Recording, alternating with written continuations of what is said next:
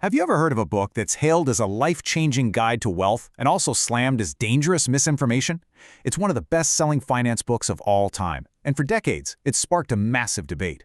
So what's the real story behind Rich Dad, Poor Dad? Let's get into it.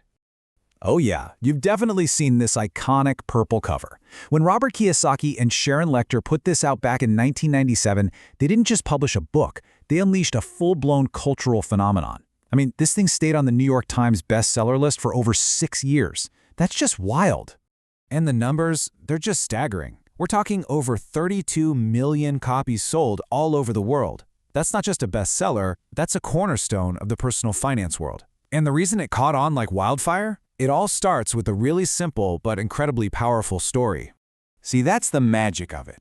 This isn't some dense, boring textbook filled with spreadsheets and jargon. It's a narrative, a parable, really. It's all based on Kiyosaki's story of growing up with two father figures, and their philosophies on money could not have been more different. So on one side, you've got his poor dad, his actual father. A super smart guy, a PhD from Stanford, the whole deal. He did everything you're supposed to do, got good grades, landed a secure job, but he was always struggling with money. Then, on the other side, you have Rich Dad, his best friend's father. This guy was a high school dropout who went on to build a business empire and become a millionaire. That contrast, right there, is the engine that drives the entire book. Okay, so what was Rich Dad's secret sauce? What's the big idea that got millions of people so fired up? Let's dig into the core philosophy that so many people found absolutely revolutionary. It all starts with putting a name to a problem that so many of us feel. Kiyosaki calls it the rat race, and man, did that term stick. It's that feeling of being on a hamster wheel, you know? You work hard, you get your paycheck, you pay your bills, and boom, you're right back where you started, just older. Now here's probably the most famous and controversial idea in the whole book. He completely redefines two very basic financial terms. Forget what your accounting textbook says.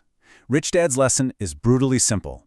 An asset puts money in your pocket. A liability takes money out of your pocket, period. And yep, this is where he drops the bombshell that your house is not an asset. People are still arguing about that one today. These simple ideas are then built out into 6 main lessons. The whole point is to get you to focus on buying assets that generate passive income, money that works for you. He says to mind your own business, meaning focus on your asset column, not just your day job. And maybe the biggest one, work to learn new skills, especially sales and marketing. Don't just work for a paycheck. This quote pretty much sums up the fundamental mindset shift at the heart of the book. It's all about moving from being an employee who trades time for money to becoming an investor or a business owner whose assets are doing the work for them. You can see why this single idea lit a fire under millions of people. Okay, so it all sounds pretty inspiring, right?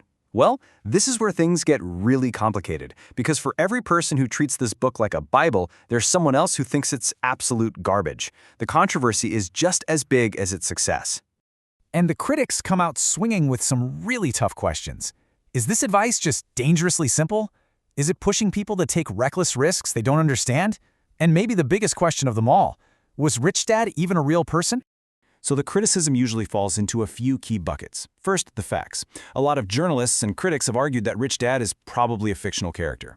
Second, that it makes really complex things like real estate sound way too easy.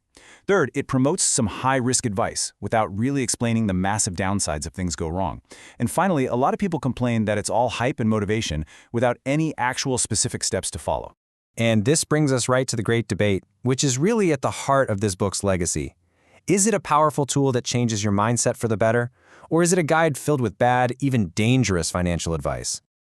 On one side, you find tons of people who will tell you this book completely changed their life. Take this user on Reddit who says it was the push they needed to get into self-employment, and they found it way more secure and rewarding. For them, the motivation was everything. But then you get the total opposite extreme.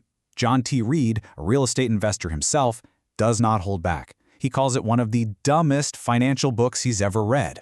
I mean, you can't get much more blunt than that. It just shows you how incredibly polarizing this book is. Of course, a lot of people land somewhere in the middle. This reviewer, James Bailey, I think, hits the nail on the head. He says the storytelling is powerful and engaging, but the advice itself is really high risk.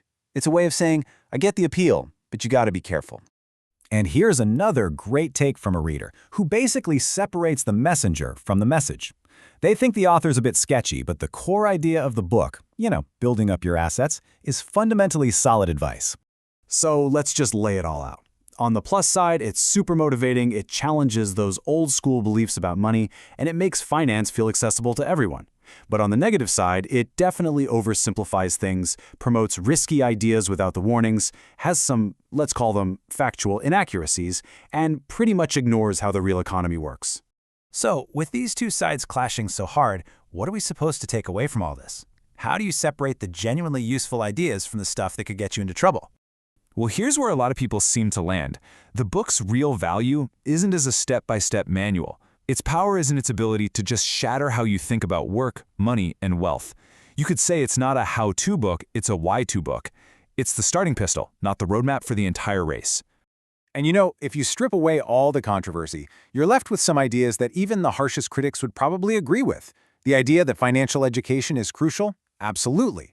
That understanding assets and passive income is a key to wealth? For sure. And that questioning traditional advice is healthy? That's always a good thing. Ultimately, the legacy of Rich Dad, Poor Dad leaves us with a really important question. And it's not just about this one book. It forces us to think for ourselves and ask, where do you draw the line between powerful motivation and dangerous misinformation? And figuring that out for yourself, well, that might be the most valuable lesson of all.